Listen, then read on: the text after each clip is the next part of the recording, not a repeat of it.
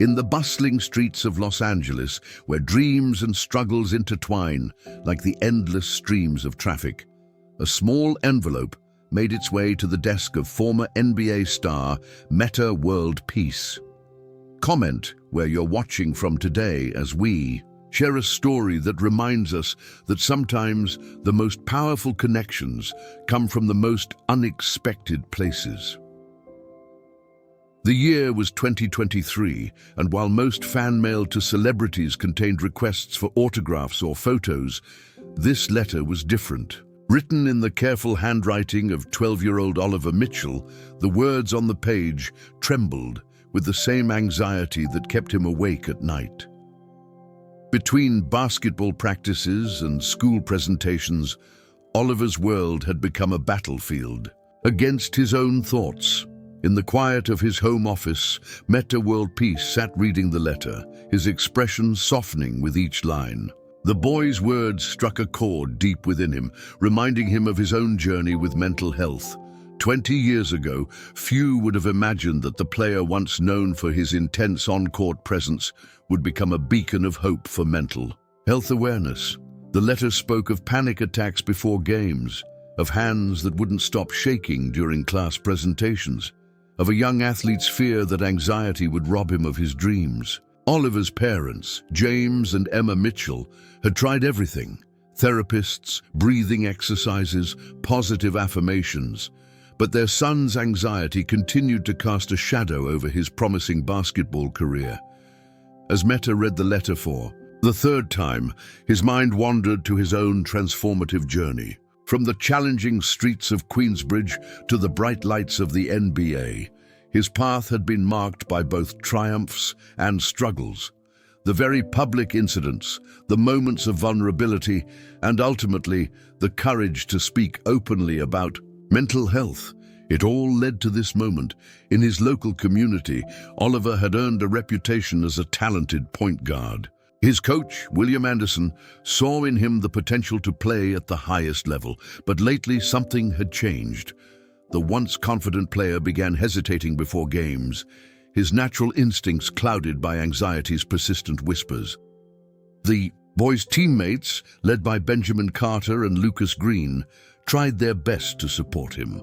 They didn't fully understand why their friend sometimes needed to step away during practice, why his breathing would become shallow and rapid before important games. But they stood by him, their presence a silent reminder that he wasn't alone. What made Oliver's letter different was its raw honesty. He wasn't asking for basketball tips or seeking athletic advice. Instead, he reached out to Metta World Peace because he had seen the players' interviews about mental health, about the importance of seeking help, about the strength in vulnerability. In the bustling gymnasium of East Valley Middle School, Oliver's story was unfolding in real time. Coach Anderson watched as his young player battled not just opposing teams, but the invisible opponent of anxiety. The coach had seen talent before, but there was something special about Oliver, a determination that shone through even in his darkest moments.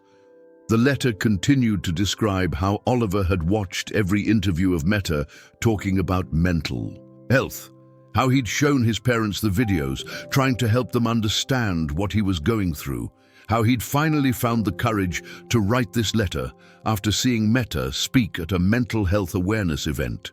As the sun cast long shadows through the office windows, Metta World Peace made a decision. This wasn't just another fan letter to be answered with a signed photo and a generic message. This was a cry for connection from a young soul who needed to know that his struggles were valid, that his fears didn't define him, and that his future remained bright despite the clouds of anxiety. In the Mitchell household, Oliver's mother Emma kept every article about athletes speaking up about mental health. She pinned them to a board in his room, a visual reminder that strength comes in many forms. His father James, though less demonstrative, showed his support through quiet acts of presence, sitting with Oliver during anxiety attacks, driving him to therapy appointments, never pushing too hard, but never letting him give up. The community around Oliver had noticed changes too. His English teacher, Charlotte Nelson, saw how he struggled with class presentations but admired his persistence. The school counselor, Sophia Turner, worked with him weekly, helping him develop coping strategies. Even the school principal, Michael Roberts, made it a point to check in on him regularly, but anxiety has a way of making even the strongest support system feel distant. In his letter, Oliver described feeling like he was watching his life through a foggy window. Everything seemed distorted, muffled, just out of reach. Basketball, once his refuge, had become another source of pressure. The local youth league, where Oliver played his heart out every weekend, had become both his battlefield and his training ground. Some days, he would play with the fluid grace that made scouts take notice. Other days, anxiety would grip him so tightly that even dribbling the ball felt impossible. His teammate Benjamin Carter's father, Henry Carter, who had played college basketball, recognized the signs. He'd seen promising players crumble under pressure before. But he also knew that with the right support, these challenges could become stepping stones rather than stumbling blocks. The letter sat on Metta's desk, its pages slightly worn from multiple readings. In the quiet of his office, surrounded by memories of his own journey, championship trophies, newspaper clippings, and yes, documents from his own therapy sessions, he began to formulate his response. What Oliver didn't know was that his letter had arrived at a pivotal moment. Metta had been contemplating starting a mentorship program for young athletes dealing with mental health challenges. This letter, with its honest vulnerability and raw courage, confirmed what he already knew. The need was real, and the time was now. As the day drew to a close, the basketball court at East Valley Middle School stood empty, save for one solitary figure. Oliver Mitchell, staying late as he often did, practiced his free throws in the dimming light. Each shot was a battle against the voice of anxiety in his head. Each swish of the net, a small victory in a larger war. The stadium lights flickered on automatically at dusk, casting long shadows across the court. In their gentle hum, Oliver found a rhythm: dribble, breathe, shoot, repeat. It was in these quiet moments that he felt closest to understanding himself, closest to believing that maybe, just maybe, he could overcome this. Little did Oliver know that his letter had set in motion a chain of events that would not only change his life, but would inspire countless others facing similar battles. As Metta World Peace began crafting his response, the sun set on Los Angeles, and somewhere in between the city lights and distant stars, two warriors of different generations were about to connect in a way that transcended the game they both loved. The story was far from over. In fact, it was just beginning. A response was coming, one that would remind everyone that sometimes the bravest thing we can do is ask for help, and the most powerful thing we can offer is understanding. The response from Metta World Peace arrived on a Tuesday morning, carried by the same postal service that had delivered Oliver's hopes and fears just weeks before. The Mitchell household held its breath as Oliver's trembling fingers opened the envelope, his mother Emma standing nearby, trying to mask her own anticipation. What unfolded from that envelope wasn't just a letter, it was a bridge between two generations of warriors, each fighting battles that couldn't be seen, but could certainly be felt. Metta's words, written with the same raw honesty that had defined his journey to mental health advocacy, began to reshape Oliver's understanding of his own struggles. The letter spoke of Queensbridge nights when young Ron Artest, Metta's former name, faced his own demons long before championship rings and NBA glory. He wrote about the first time he recognized anxiety's grip, how it felt like wearing a weighted vest while trying to soar. But more importantly, he wrote about the strength it takes to acknowledge these feelings, to face them head-on rather than hide them behind a facade of toughness. In the school hallways, Oliver's closest friend Harper Hall noticed an immediate change. The letter had become a talisman of sorts, carefully folded and carried in Oliver's basketball bag. During particularly challenging moments before games, his hand would brush against it, drawing strength from the connection it represented.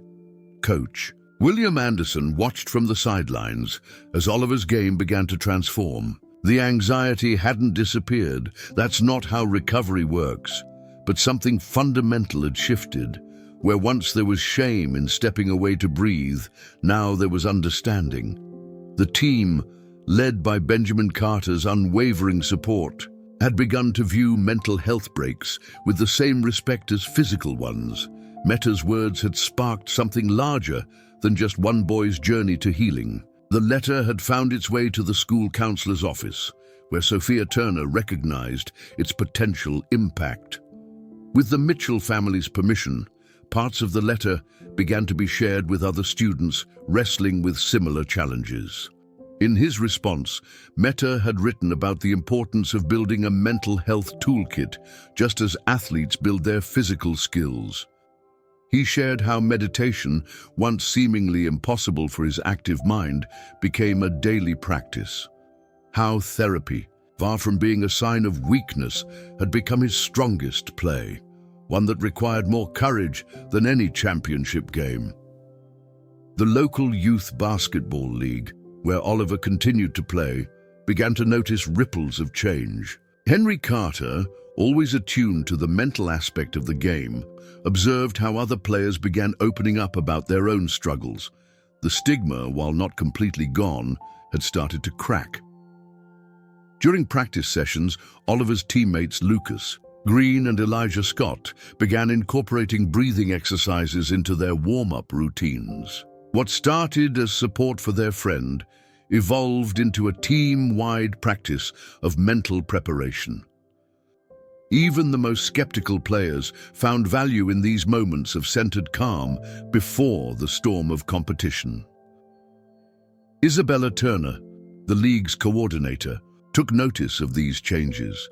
Having dealt with anxiety herself throughout her career in sports administration, she recognized the potential for broader impact. The league began implementing mental health awareness programs using Oliver's story and Metta's response as a catalyst for change. In his letter, Metta had also addressed Oliver's parents. He wrote about the crucial role of family support, how his own journey had been shaped by those who stood by him during his darkest moments. Emma and James Mitchell found themselves part of a growing network of parents advocating for better mental health support in youth sports.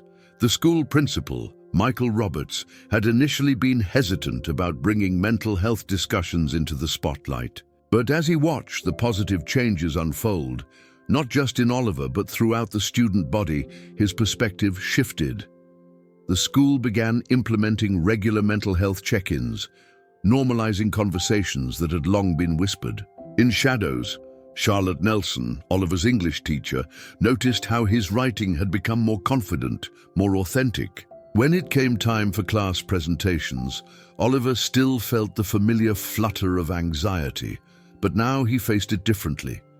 He would share with his classmates how he was feeling, and in doing so, gave them permission to acknowledge their own struggles. The letter had included a phone number, a direct line to Metta's mental health advocacy team. Oliver's first call was made from the school counselor's office, with Sophia Turner present for support. What was supposed to be a brief thank you call turned into an hour-long conversation about the intersection of sports, mental health, and personal growth. As winter turned to spring, Oliver's story began to spread beyond the confines of East Valley Middle School. Local sports reporters, always eager for stories of triumph over adversity, caught wind of the connection between the young player and the NBA champion. But both families agreed to keep the details private, understanding that some victories are best celebrated in the quiet moments of personal growth.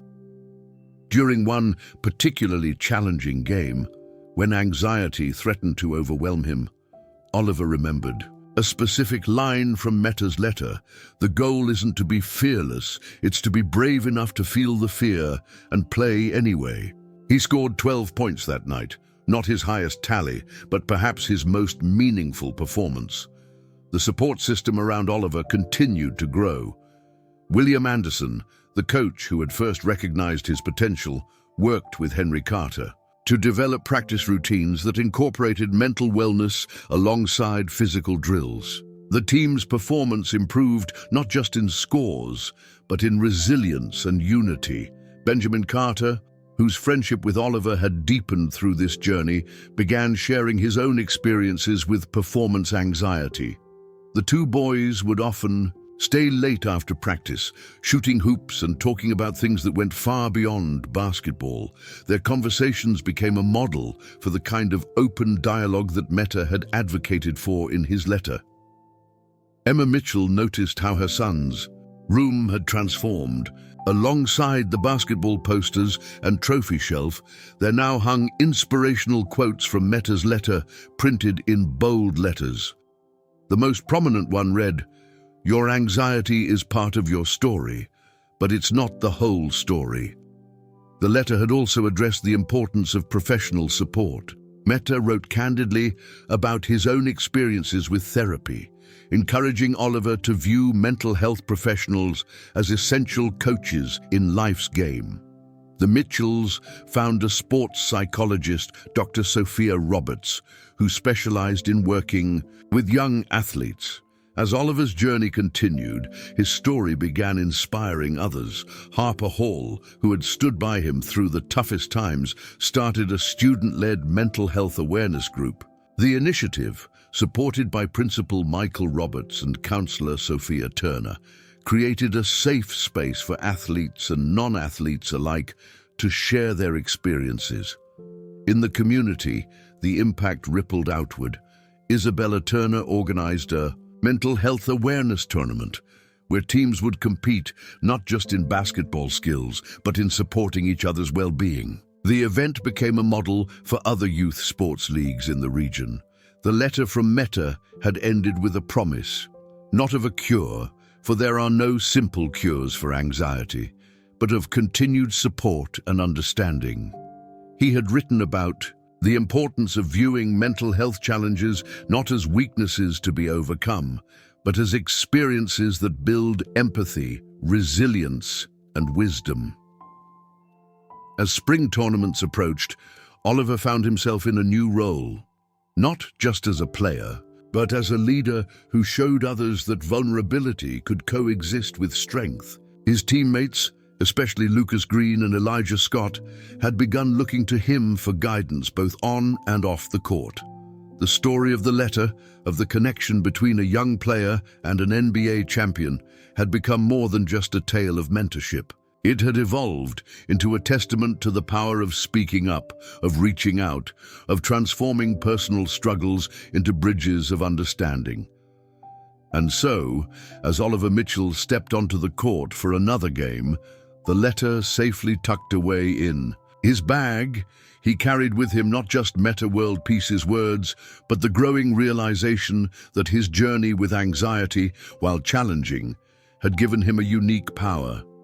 The power to help others feel less alone in their own battles. As summer approached, the impact of Metta World Peace's letter continued to resonate through the community in unexpected ways. The story had caught the attention of local media, though Oliver and his family maintained their privacy, understanding that some transformations are best nurtured away from the spotlight. In the school gymnasium, where Oliver's journey had begun, a new program was taking shape. Coach William Anderson, inspired by the principles outlined in Metta's letter, had collaborated with counselor Sophia Turner to develop what they called mindful minutes, brief periods during practice where players could check in with themselves and their teammates about their mental state. The program caught the attention of neighboring schools. Alexander Mitchell, a coach from the rival Westbrook Middle School, initially skeptical of mixing mental health discussions with sports training, found himself convinced after watching one of Oliver's games. The way the teams supported each other, the obvious strength they drew from their emotional awareness, challenged everything he thought he knew about athletic preparation. Emma Mitchell had begun hosting monthly support groups for parents of young athletes. In their living room, stories were shared about the pressures their children faced, the fine line between encouragement and expectation, and the importance of creating space for vulnerability. James Mitchell, though quieter in these gatherings, found his own voice in sharing how his perspective on strength had evolved through Oliver's journey. Benjamin Carter's father, Henry, became an unexpected ally in this movement. Drawing from his college basketball experience, he spoke at these meetings about the mental pressures he had faced but never acknowledged during his playing days. His honesty encouraged other parents to reflect on their own unspoken struggles and how they might better support their children. The letter had sparked something in Oliver that went beyond his personal growth. With support from his English teacher, Charlotte Nelson, he began writing about his experiences.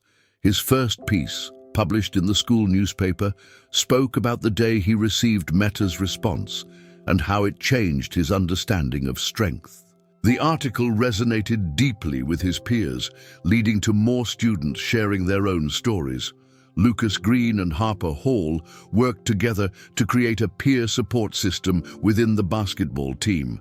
They established a buddy system where players would check in with each other regularly, not just about their game performance, but about their overall well-being. This initiative spread to other sports teams, with Isabella Turner implementing it across the entire youth league. During one particularly meaningful practice session, Oliver shared parts of Metta's letter with his teammates. The section about transforming anxiety into fuel for growth struck a chord with Elijah Scott, who had been silently dealing with his own performance anxiety.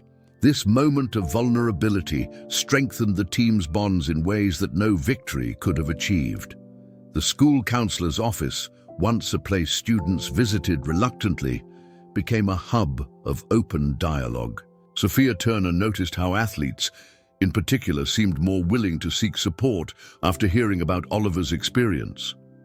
The stigma around mental health in sports was slowly eroding, replaced by an understanding that mental fitness was as crucial as physical conditioning. Principal Michael Roberts, seeing the positive changes in his student body, decided to take action at an institutional level. He worked with the school board to implement mental health awareness training for all coaches and physical education teachers. The initiative, which he named Mind and Motion, used principles from Metta's letter as its foundation. The impact extended beyond the school's walls. Local sports clinics began incorporating mental health discussions into their programs. Isabella Turner organized workshops where young athletes could learn breathing techniques, visualization exercises, and other tools mentioned in Metta's letter. These sessions often ended with players sharing their own experiences, creating a ripple effect of understanding and support. Oliver's relationship with anxiety evolved as well. While he still experienced challenging moments, he had developed a new framework for understanding these feelings. During one game, when anxiety threatened to overwhelm him, he remembered Metta's words about embracing discomfort as a sign of growth. He played through the tension, scoring a season high and, more importantly, proving to himself that anxiety didn't have to be a barrier to success. The Mitchell household transformed into an unofficial community center for mental health advocacy. In youth sports, Emma's collection of articles and resources, once confined to Oliver's room, now filled a dedicated space in their home. Parents would often stop by to borrow materials or seek advice, creating an informal support network that extended throughout the community. William Anderson noticed how the team's performance had improved, not just in terms of scores, but in their ability to handle pressure and support each other. During timeout huddles, players would check in with teammates who seemed stressed, offering words of encouragement or simply a reassuring presence. This emotional awareness became as much a part of their strategy as any play they practiced. Charlotte. Nelson incorporated mental health discussions into her English classes, using sports literature as a gateway to deeper conversations about personal struggles and triumph. Students wrote essays about their own experiences with anxiety, depression, and the pressure to perform. Oliver's story often came up as an example of how vulnerability could lead to connection and growth. The Youth League's atmosphere had shifted noticeably. Isabella Turner implemented new policies that prioritized player well-being alongside athletic development. Pre-game meditation sessions, once met with skepticism, became standard practice. Parents reported that their children were not just better players, but more emotionally articulate and supportive teammates. Harper Hall, inspired by the changes she witnessed, started a blog documenting the team's journey toward mental health awareness. With help from Charlotte Nelson, she wrote about the transformation she had witnessed in her friend Oliver and how Metta's letter had catalyzed a community-wide movement. The blog attracted readers from other schools and sports programs, spreading the message further. During a crucial game, when Oliver faced his former triggers, the crowd, the pressure, the expectations, he found strength in the community that had grown around him. His teammates, led by Benjamin Carter and Lucas Green, formed a circle during warm-ups, practicing the breathing exercises they had learned together. The moment captured the essence of what Metta's letter had inspired, a team that understood that true strength comes from supporting each other's complete well-being. Sophia Turner began documenting the changes she observed, creating a case study of how addressing mental health in youth sports could transform not just individual athletes, but entire communities. She noted how the language around performance had shifted, with coaches and players alike acknowledging the mental aspects of the game as openly as they discussed physical training. The letter's impact continued to surprise everyone involved. During one of Emma's parent meetings, a father shared how his daughter, inspired by Oliver's story, had finally felt comfortable talking about her own anxiety. These moments of connection and understanding became regular occurrences, each one a testament to the power of speaking openly about mental health. As the summer season progressed, Oliver's story began attracting attention from regional sports programs. While the Mitchell family maintained their privacy about the specific contents of Metta's letter, they openly shared the principles it had taught them: the importance of vulnerability, the strength in seeking help, and the power of community support. The transformation in Oliver was evident to everyone who knew him. While anxiety remained a part of his life, it no longer defined his relationship with basketball or his sense of self. He had learned, through Metta's guidance and his community support, that mental health challenges were not obstacles to overcome, but experiences that could deepen his understanding of himself and others.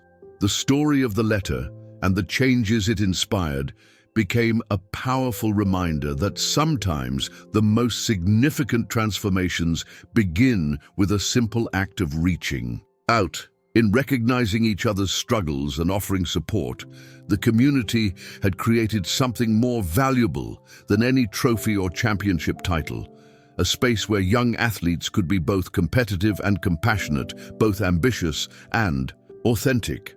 The story of Metta World Peace's letter to Oliver Mitchell reached its most profound chapter during the State Youth Basketball Championships. Not because of any dramatic winning shots or last-minute victories, but because of what happened in the quiet moments before the biggest game of the season. In the locker room, Oliver sat with his teammates, the letter, now worn at the creases, from countless readings, resting in his lap. Around him, the team that had grown together through this journey of mental health awareness and mutual support prepared for their game in a way that would have been unimaginable months before. Coach William Anderson watched as his players led themselves through the meditation routine they had developed. Benjamin Carter, who had emerged as a vocal advocate for mental health in sports, guided his teammates through breathing exercises. The scene caught the attention of other coaches and teams, who paused their own preparations to observe this unusual pre-game ritual. The championship venue buzzed with excitement, but inside the East Valley Middle School team's locker room, a different energy prevailed. Lucas Green and Elijah Scott, once focused solely on their physical warm-ups, now helped younger players work through their pre-game anxiety using techniques they had learned through Oliver's journey. Emma and James Mitchell sat in the stands, with a group of parents who had become part of their extended support network. Henry Carter, whose perspective on sports psychology had evolved dramatically since the arrival of Metta's letter, led a quiet discussion about supporting young athletes. Through high-pressure moments, the game itself became a testament to everything the team had learned. When Oliver faced moments of anxiety, his teammates recognized the signs and offered support without drawing attention. During timeouts, Coach Anderson checked in with his players' mental state as naturally as he discussed strategy. The opposing team's coach, Alexander Mitchell, noticed the unusual dynamic and made mental notes. Isabella Turner, watching from the officials' table, saw how the team's approach to mental wellness had transformed their play. They moved with a confidence that came not from the absence of fear, but from knowing how to work with it. The pressure of the championship game was still there, but it no longer held the same power over them. In the crucial final quarter, Oliver found himself at the free throw line with seconds remaining. The familiar flutter of anxiety rose in his chest, but now he knew what to do with it. He remembered Metta's words about embracing nervous energy as a sign of caring deeply about something. The ball left his hands, and the gymnasium held its breath. Whether the shot went in became less important than what happened next. The team's response, win or lose, demonstrated everything they had learned about supporting each other's mental health. The opposing team's players noticed the difference in how East Valley handled pressure moments, leading to conversations that would extend far beyond this game. Principal Michael Roberts, who had attended the game with Counselor Sophia Turner, witnessed the fruition of their school's mental health initiatives. The team's journey had sparked changes throughout the school district, with other institutions beginning to implement similar programs combining athletics and mental wellness. Charlotte Nelson, sitting with a group of students who had been inspired to start their own mental health awareness initiatives, watched her former student demonstrate the power of vulnerability and authenticity. Oliver's English essays about his journey had become required reading in her class, helping other students find words for their own struggles. The championship game became a symbol of something larger than basketball. Local sports reporters, who had followed the team's transformation throughout the season, focused not on the final score, but on how the team had revolutionized the approach to mental health in youth sports. Harper Hall, continuing her documentation of the team's journey, captured moments that would inspire other young athletes. Her blog posts about the championship game focused on the team's pre-game ritual, the support systems they had built, and how they handled both victory and defeat with newfound emotional intelligence. The impact of Metta's letter had created ripples that reached far beyond one player or one team. Other schools began reaching out to William Anderson and Sophia Turner, seeking guidance on implementing their own mental health programs. The mindful minutes concept had spread to different sports and age groups, adapting to serve various needs. Isabella Turner organized a post-season conference focused on mental health in youth sports, using the East Valley team's journey as a case study. Coaches, parents, and administrators from across the state gathered to learn about integrating emotional wellness into athletic programs. Oliver and his teammates were invited to speak, sharing their experiences with an audience eager to learn. The Mitchell household continued to serve as an unofficial hub for the growing movement. Emma's parent support groups had expanded to include families from other schools and sports. James, once quiet about mental health matters, became an advocate for fathers supporting their children's emotional well-being in athletics.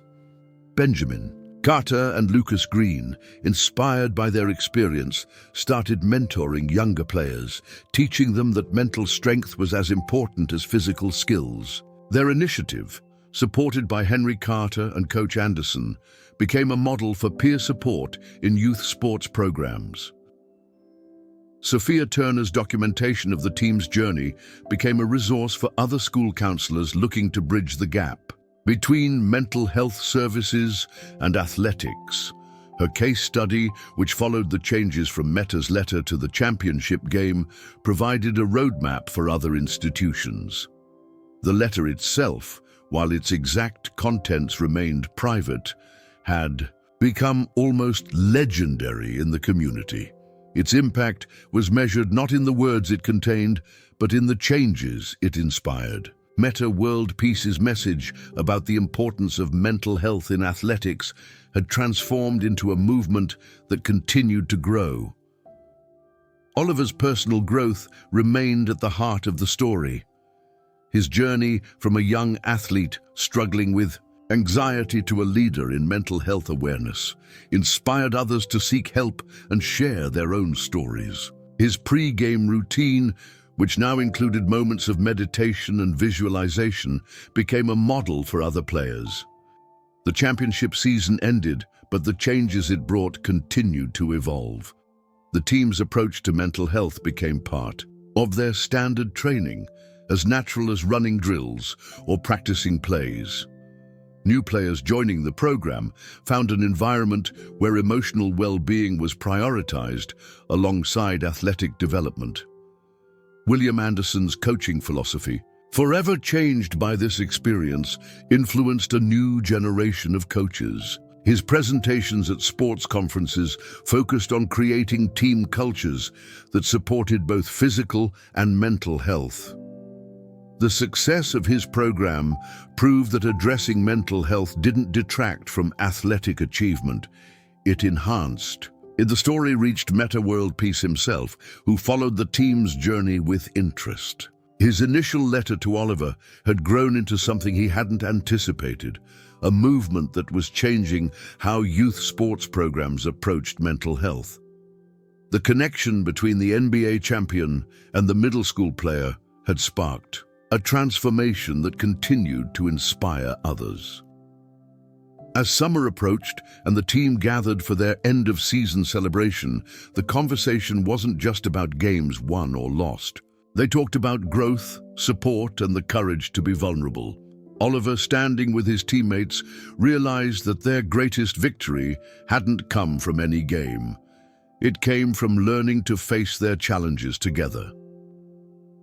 The legacy of Metta's letter lived on in the countless young athletes who now felt empowered to speak about their mental health challenges. It lived in the coaches who learned to see their players as whole people, not just athletes. It lived in the parents who understood that supporting their children meant supporting both their athletic and emotional development. And most importantly, it lived in the understanding that true strength isn't about hiding our struggles. It's about having the courage to face them together. As Oliver Mitchell and his teammates moved forward, they carried with them not just the memory of a championship season, but the knowledge that they had been part of something much bigger than basketball. Their story became a reminder that sometimes the most powerful changes start with a simple act of reaching out, of sharing our truth, of asking for help. And in doing so, we don't just help ourselves, we create space for others to do the same. The letter that started it all may have been written to one young player, but its message continued to echo through gymnasiums, locker rooms, and communities, changing lives one conversation at a time.